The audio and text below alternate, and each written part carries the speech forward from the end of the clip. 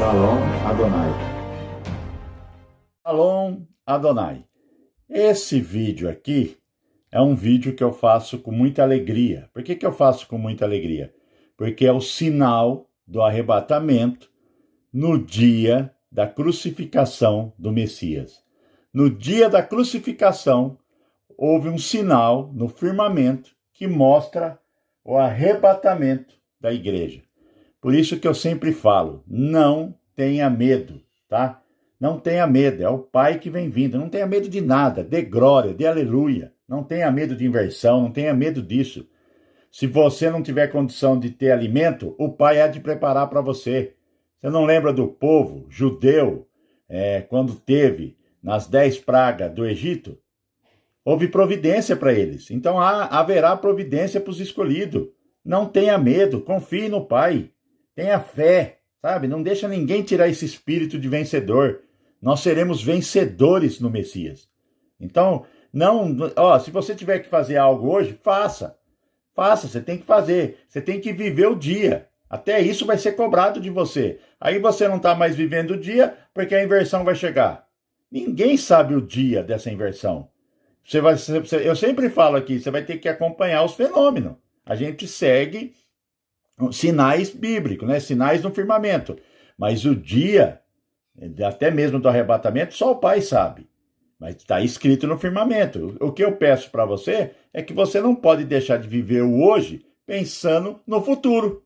E é o que tem muitas pessoas fazendo. Não faça isso. Se você tiver que fazer algo na sua vida, faça agora. Foi dado o dia para você. O amanhã não te pertence. E não se anseie pelo dia do Senhor. Por que você não pode se ansiar por esse dia, ter ânsia desse dia? Porque é um dia de trevas, não é um dia de luz.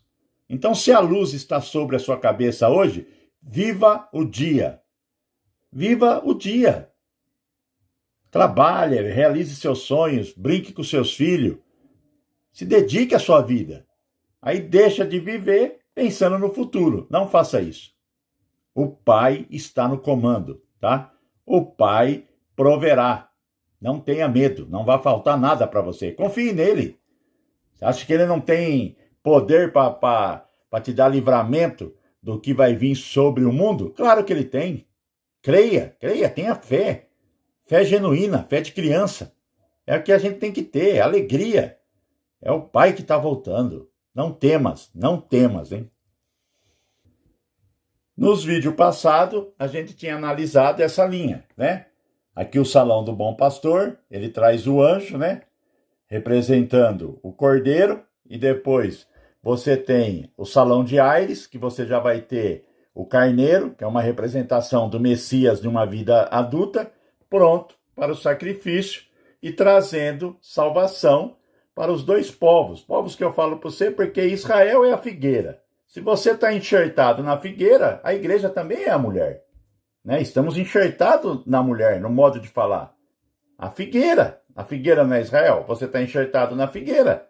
Se o salão celestial da Virgem representa Israel, você está sendo representado pela mulher. Né? E a mulher é Israel. Então você que está enxertado também faz parte desse arrebatamento que haverá e quando se especifica a mulher, né? E aqui o salão celestial de Andrômeda representa a mulher, a igreja acorrentada. Tanto Israel como a igreja estão acorrentados, né? Eles não têm ainda o sacrifício do Messias lá naquela época, nesse dia, mas estava ocorrendo. Então, nesse sinal, o Pai mostra trazendo a providência. E agora você vai ter a análise dessa linha no firmamento que vai representar o sinal do arrebatamento no dia da crucificação. O que eu quero que você entenda é que esse céu estava em movimento. Então, todos os sinais que foi havendo, a gente foi demarcando, tá? Foi demarcando todos os sinais que foram ocorrendo. E nesse dia da crucificação, o Pai traz a Polaris do extremo norte sobre o madeiro. Tá vendo aqui, ó? Você vê a Polaris, ela foi feita um movimento de Fibonacci, tá vendo? Um movimento para trazer ela aqui. Você vê como que o Pai é tremendo. E aí você tem aqui, ó, o cordeiro, né? Onde que ele está? Colocado no centro, né? Nesse momento ele estava aqui.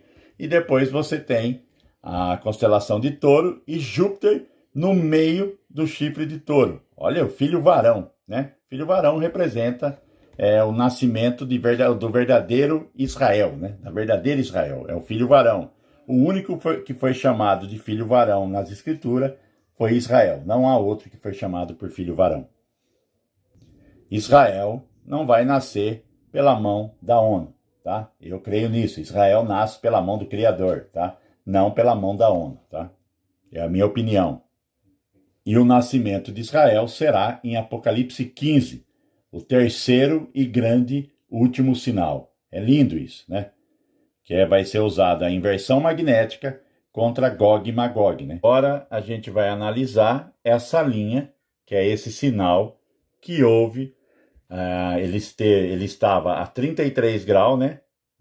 Do madeiro, tá vendo aqui, ó? Ele está a 33 graus e a gente vai fazer, tá mostrando aqui, ó, 33 graus, a análise desse sinal que ocorreu no firmamento. Esse sinal aqui é o sinal do arrebatamento. É o Pai que te mostra como que vai ser feito o arrebatamento. E ele colocou no firmamento para você ter certeza que ele vem te buscar. Nada a temer.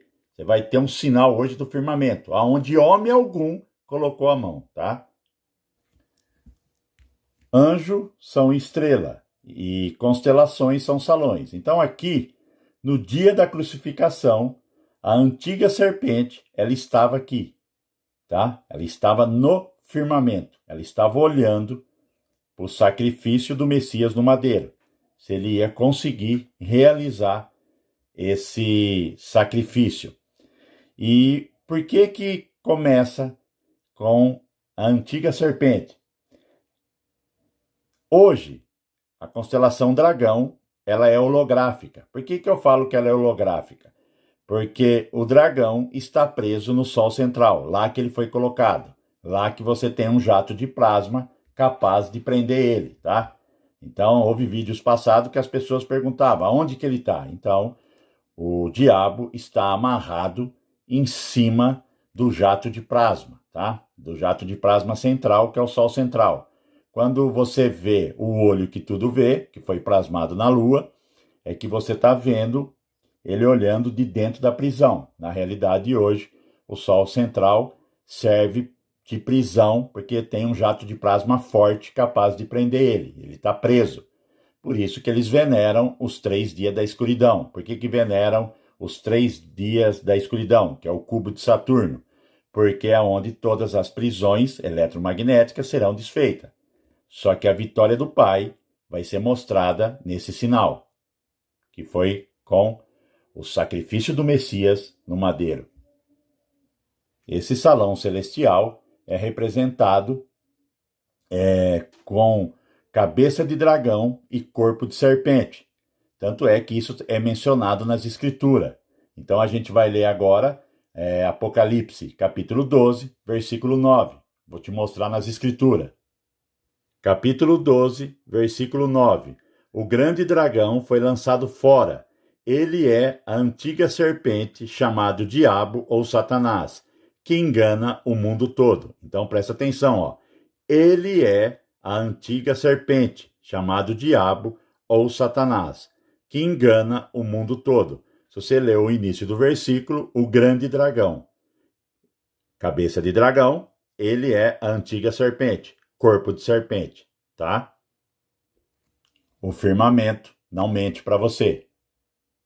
Agora vou mostrar para você essa imagem, tá vendo? Essa imagem do salão de dragão, para você compreender como é no firmamento. No firmamento, cabeça de dragão, corpo de serpente.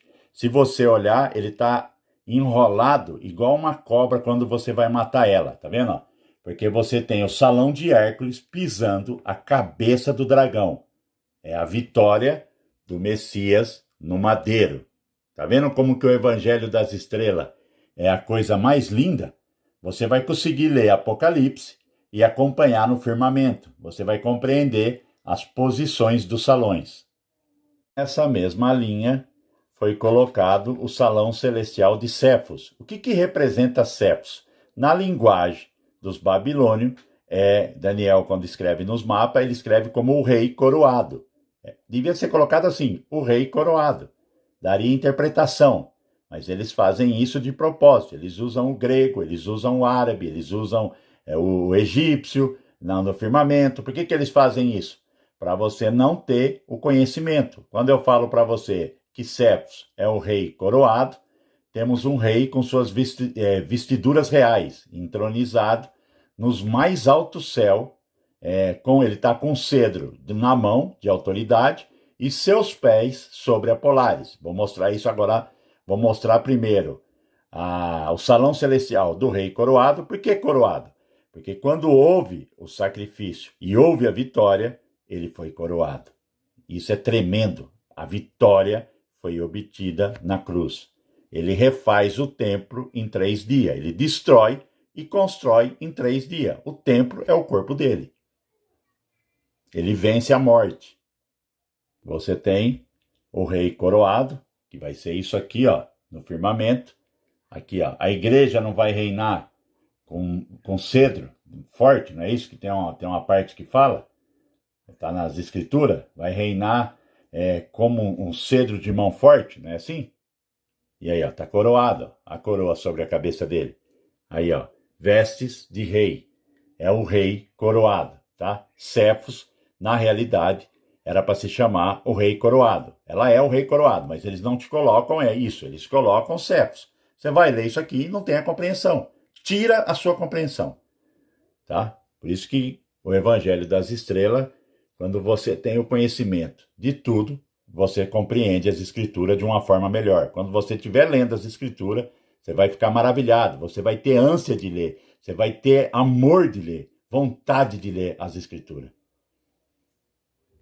E quando você vê o rei coroado com o pé na Polaris e a Polaris, a Ursa Menor, o salão celestial da Ursa Menor, a gente sabe que é a porta dos céus. O que isso significa? Que é ele que comanda, é ele que reina. Quem está na porta agora é o Messias. É ele que abre a porta. Você está vendo como que as coisas é a coisa mais linda? É lindo isso aqui.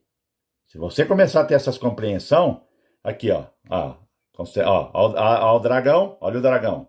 Ó, o dragão aqui, sendo esmagado, a cabeça sendo esmagada. Depois você tem o rei coroado com o pé na porta. Você tem o dragão que vai ser pisado, simbolizando pelo salão celestial de Hércules, que ele pisa na cabeça da serpente. E você tem o rei coroado com o pé na porta, porque é ele que comanda. E é ele que reina. Nada a temer. Olha aqui, ó, o centro do nosso firmamento. O Messias está lá. Consegue compreender por que a porta foi trazida aqui em cima do madeiro?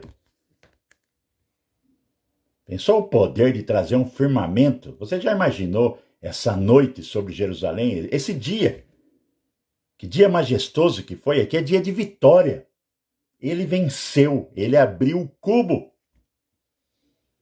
Seguindo a linha que a gente está fazendo do sinal no firmamento, a gente passou pelo salão celestial do dragão, a gente passou pelo salão celestial do rei coroado, e você vê a Polaris. Onde está a Polaris, hein? Ele não está com o pé na Polaris?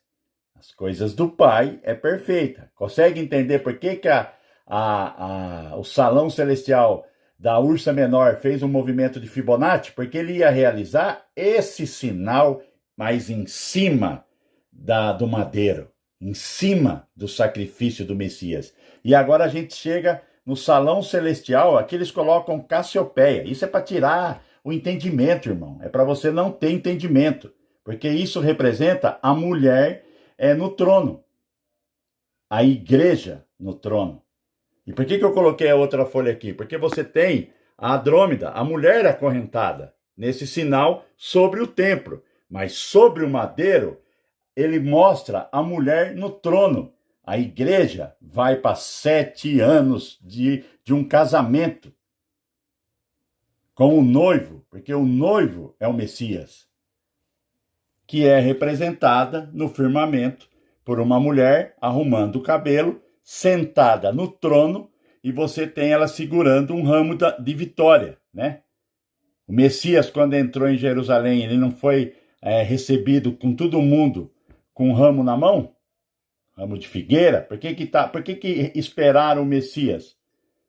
Foi uma entrada vitoriosa, porque ele vai vencer a morte. Se você olhar pelo âmbito humano, você vê ele na cruz, no madeiro, você acha que quem não tem fé, acha que ele perdeu, mas ali é vitória, ele venceu ali, ele venceu a morte. Se eles tivessem aceitado o Messias, o tempo tinha parado, né? O Aion tinha entrado dentro do cubo, ia parar o tempo. Todo mundo iria acordar no salão das almas. Todo mundo ia ser retirado. Mas não quiseram, né? Ele tentou juntar os pintinhos embaixo das asas, né? E ele não conseguiu. Não viram ele com olhos espirituais. Ele era o poder, ele é a glória, ele é o caminho e não há outro, não há outro. Conserte a sua vida, se arrependa, busque santidade e crê no sacrifício do madeiro. A hora é chegada. Se você repara, é uma mulher se arrumando. Ela representa a igreja arrebatada. O arrebatamento vai ocorrer. Ele está no firmamento. Homem algum colocou a mão. Não crê em vã filosofia. Não perca o arrebatamento por filosofia, teoria, doutrinas de homens. Não perca. No firmamento, ninguém mexe. Continuando, né? O sinal que houve no firmamento, a 33 graus, você tem o salão celestial, eles colocam de Perseus. Esse salão celestial, nos mapas estelares babilônicos que Daniel estudava, ele é comparado igual o salão celestial do carneiro, que eles colocam como Ares, tá? Ele é um guerreiro, ele está com um capacete, ele está com uma espada, depois eu vou te explicar no firmamento por que a espada, e ele segura na mão dele a cabeça de uma medusa. Tá vendo aqui, ó? Uma medusa. Por que você não poderia olhar para uma medusa? Porque ela faz uma representação do plasma, né? Você ia ficar petrificado, por isso que ninguém olhava para a medusa. Esse eles colocaram essa explicação da lenda grega, que não é uma lenda, que o plasma te petrifica, por isso que ninguém olhava para ela. E o que está simbolizando na mão desse guerreiro? Você vai entender agora. Aqui é a posição do guerreiro no firmamento, né? Que é representado, eles colocam como nome de Perseus. Eu estou falando os dois nomes para você entender, ó. Tanto aqui está marcado. E aqui está a Andrômeda, tá vendo? Ele que liberta a Andrômeda, a igreja acorrentada. Por isso que ele é comparado ao sinal, ao mesmo salão celestial do carneiro. Você vê como é perfeito o firmamento? Se você olhar no firmamento agora no estelário, você vê a Andrômeda e você vê Perseu, você sabe que ele libertou a igreja. Era isso que os antigos, quando sentavam nas fogueiras, deitavam para ver as noites estelares, olhavam para o céu. Eles fizeram isso de Adão até Moisés. Não havia escritura. A única escritura que tinha era o firmamento, aonde homem algum pôde mexer. Não tem como você mexer. Imagine você tendo esses conhecimentos e lendo as escrituras. Seu conhecimento vai muito além. Eu agradeço tanto ao meu pai e tanto àquele relojoeiro, que os dois já são falecidos, que me ensinaram o firmamento. Porque quem é da minha geração sabe que na década de 80, 90, 2000, até chegar agora, ninguém tem conhecimento. Retiraram da igreja, tá? Ele ornou o firmamento com suas mãos. O Pai é tremendo. Quando ele está libertando aqui, o que eu vou revelar para você agora, o significado dos anjos que estão nesse salão celestial, você vai ficar maravilhado e não vai ter mais dúvida do arrebatamento no seu coração. O Pai vem nos buscar. Se você reparar, é colocado asas nos pés de Perseu, representando que a igreja será arrebatada. Os anjos vêm buscar, como se viesse buscar quem não tem asa. Nós não temos asa aqui agora. Pai, o Senhor é tremendo. E continuando, no pé esquerdo, ele tem um nome de um anjo que se chama Atik, aquele que quebra, rompe. Ele está rompendo as amarras nas mãos da Andrômeda e no pé. Ele rompe tanto os pés como as mãos. Esse anjo que está no salão celestial do guerreiro. Eu estou usando o nome desses anjos, que são estrela, no nome que eles apresentam. Senão você não vai conseguir achar o que eu estou falando. A outra estrela é Algenibe, a mais brilhante, aquele que a arrebata. Olha o nome do anjo, aquele que a arrebata. E depois você tem Mirfak, outro anjo, aquele que socorre.